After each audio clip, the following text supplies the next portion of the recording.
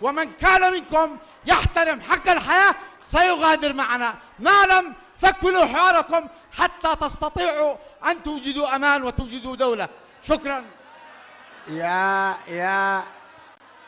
نحن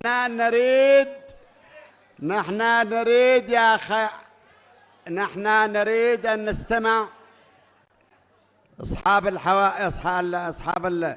الذي يخرجوا هم يسمحوا لقوى الشر أن تسيطر على اليمن. الذي يخرجوا هم يسمحوا لقوى الشر بأن تنتصر. لا تخرجوا، لازم اثبتوا وجودكم، لا تكونوا جبناء.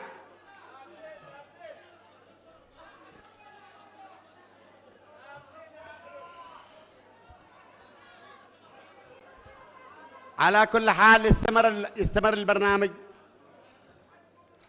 خلوهم يعني ذا الحين لأنه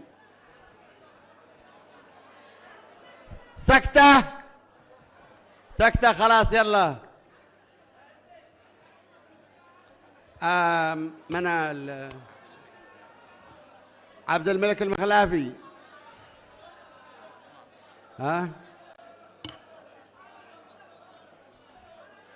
سكتة. اللي يريد يخرج سكتة. ليش تصيحوا؟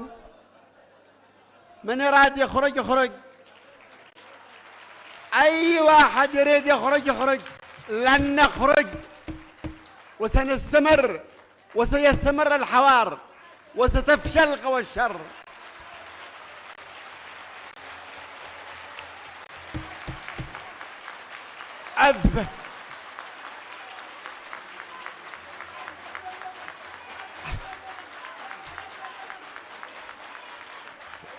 أثبتوا.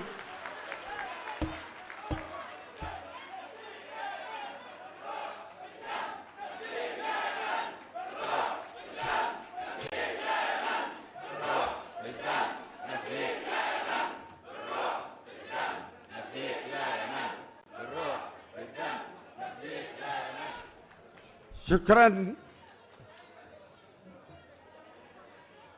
الهروب والخروج هو الضعف، هو التسليم،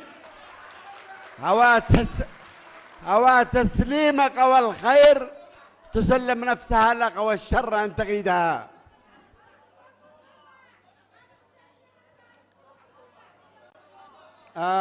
اتفضل يا عبد الملك.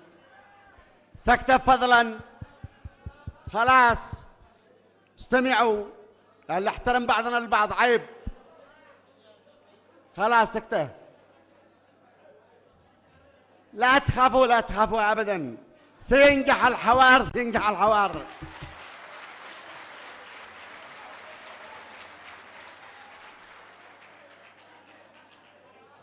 بسم الله الرحمن الرحيم. لم يكن لديه ملاحظات، وأصلا لم نعمل ملاحظات بعد. ثم كان لدينا الطباعة والتوقيع لم يتم إلا بعد الطباعة. الصباح اتصلنا فيه وقال أنا في الطريق إليكم للتوقيع، وليس صحيح ما ذكره الأخ عبد الكريم الخيواني.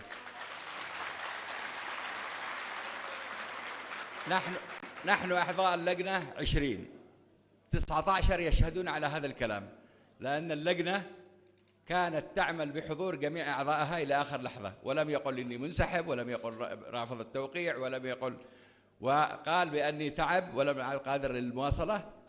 والصباح قال أنا سأحضر للتوقيع، لكي يكون مفهوم وواضح هذا الأمر، ولا يجب استشهاد الرجل لغرض غير الذي عمل من أجله، وهو إنجاح التوافق وإنجاح الحوار.